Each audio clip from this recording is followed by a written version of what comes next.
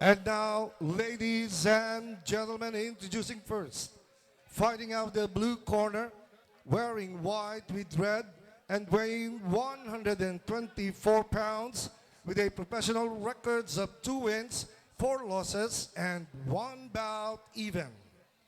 From Bagani Fighters Club of Makati City, ladies and gentlemen, Sunday Volante.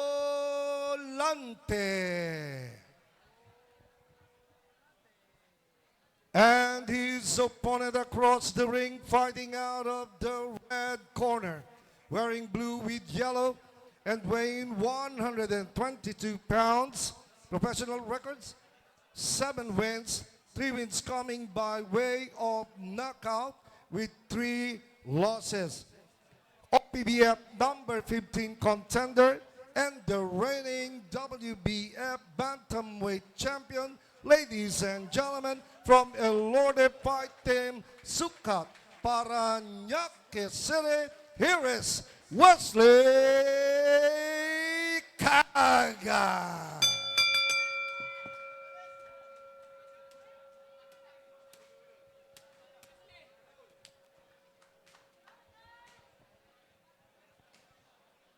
Ladies and gentlemen, umpisa na po nung ating second bout sa afternoon. Six Wesley rounds. Caga versus Bawal ang- Sandy Volante.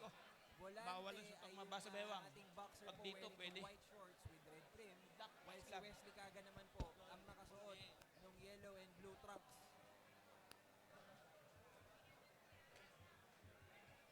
Wesley Caga, meron po siyang 7 panalo at 3 talo, while si Sandy Volante naman ay may 2 panalo, 4 na talo at 1 draw. Wesley Caga po is from Dingog sa Mindanao. Tapos po si Sandy Volante is from San Jose del Monte, Bulacan. But both are fighting out of dito sa mga kanya-kanya nilang gym sa Metro Manila area. And most notably, Wesley is also sporting yung Elorde Fight Team trunks. Ayan, they're measuring each other. Sandy Volante throwing yung jabs niya, no? Ano po si Sandy Volante? Southpaw. Both boxers are measuring na po yung kanilang opponent, trying to get in the rhythm. Kaya focus na focus din yung ating mga fans, as you can see dun sa sa inyong mga screens.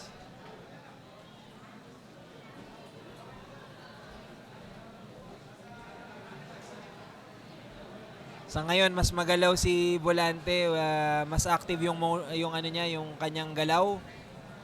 Tingnan natin kung anong pinaplano ni Wesley. Oh, dito, no.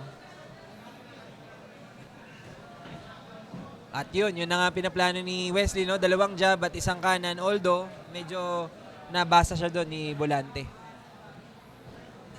Volante maintains yung kanyang medyo pumping jab, tsaka yung kanyang mga feints.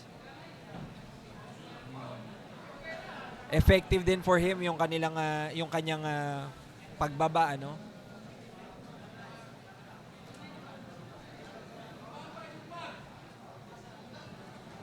And as you can see, what's working for Volante right now is yung kanyang continuous motion. Ay katulad nun, hindi siya nahagip nung kaliwa ni Kaga. So mukhang pinaghandaan talaga to ni Volante, no, how to get by dun sa posibleng maging style ni Wesley ngayong tanghali.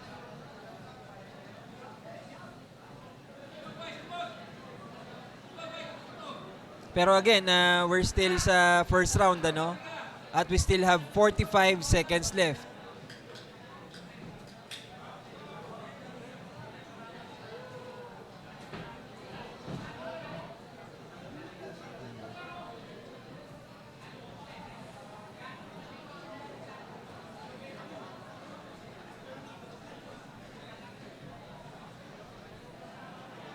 Ang ang impressive kay Volante as per my observation, yung kanyang continued na commitment dun sa stance na mini-maintain niya pa kanina, pati yung rhythm. So I think it's helping him right now develop yung consistency and also adapting dun sa posibleng mga biglaang bato ni Wesley, no? Kasi pag sinabing rhythm like a musician, meron kang sinusunod na pattern yung body natin and even the mind. So when you get in the rhythm at ikaw yung nagdadala, you're more in command. So yun, tingnan natin maybe they're still measuring each other. Wesley, on the other hand, tingnan natin kung ano yung magiging changes dun sa second round.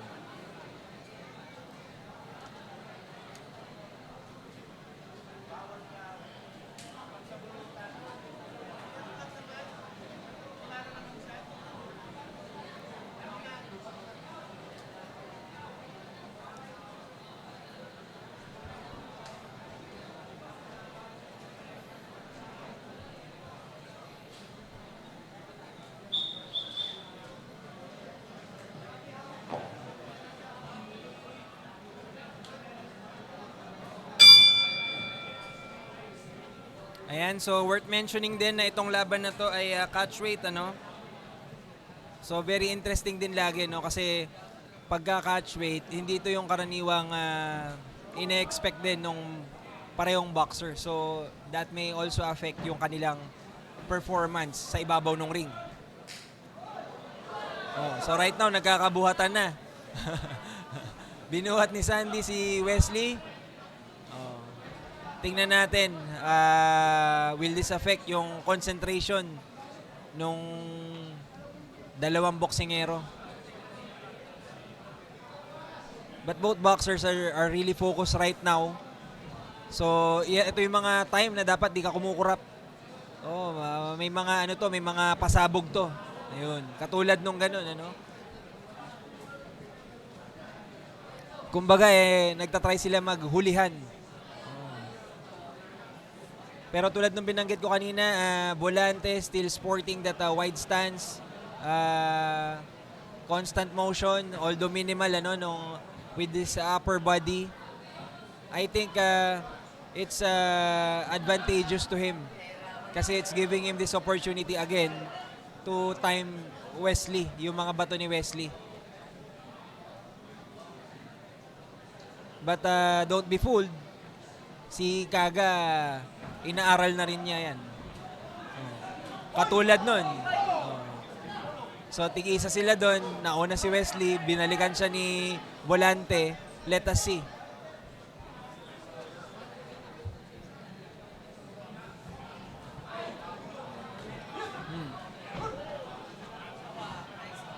Na-engage na clinch. Binrake po ni ref.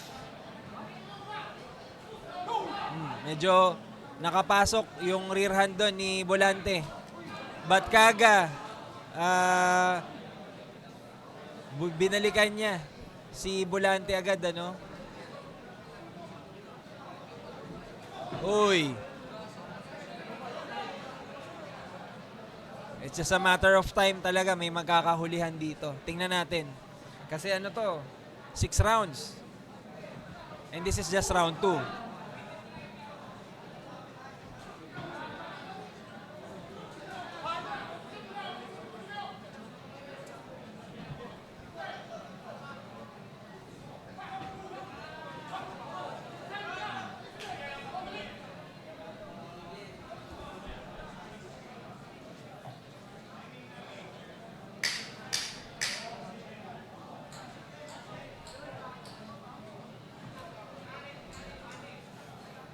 Kaga connects with yung left end of round 2.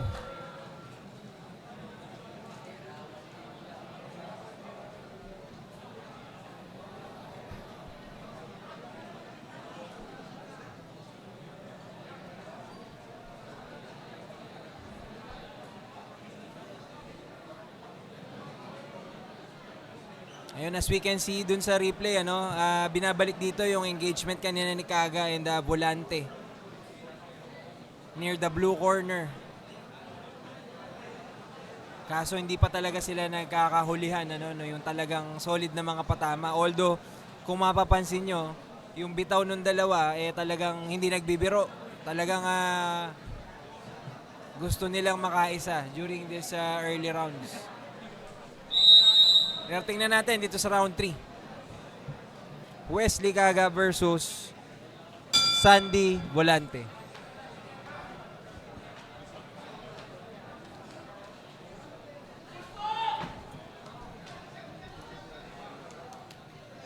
Ayan, medyo mas nagiging active na si Wesley dun sa kanyang lead hand.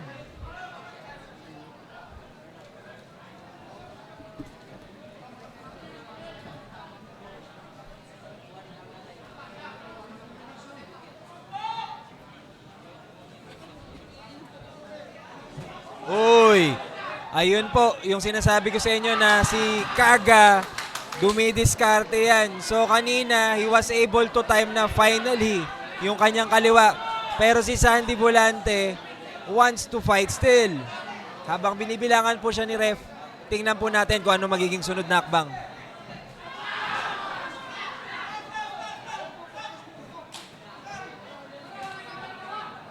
Medyo may gigil si Sandy Volante, He wants to get back at Kaga siguro dun sa patama kanina.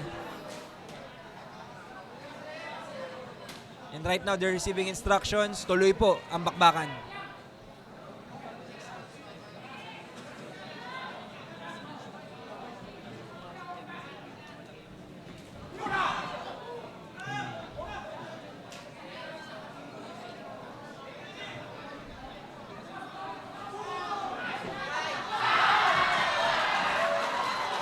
Nako, nakalusot na naman to si Wesley Kaga. 2 beses na po yan dito sa ating round. Tingnan natin kung medyo mas mapapabilis itong second bout in the afternoon.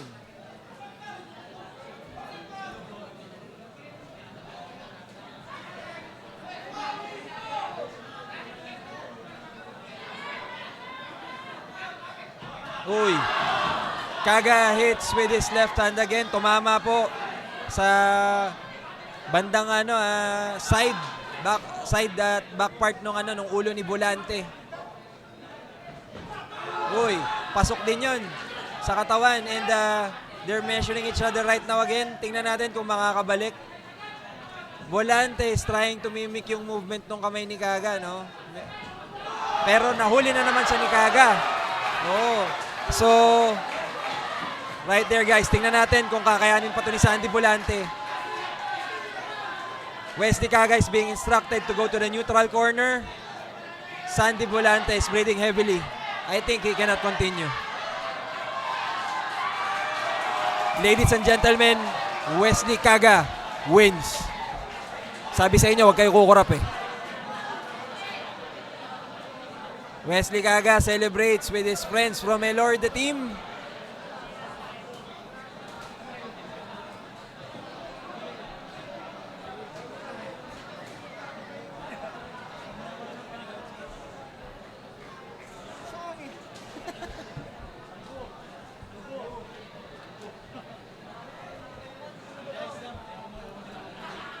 Ayan, so right now you're watching yung replay natin. Ayan po yung mga successful attempts na ni Wesley Kaga kay Sandy Volante.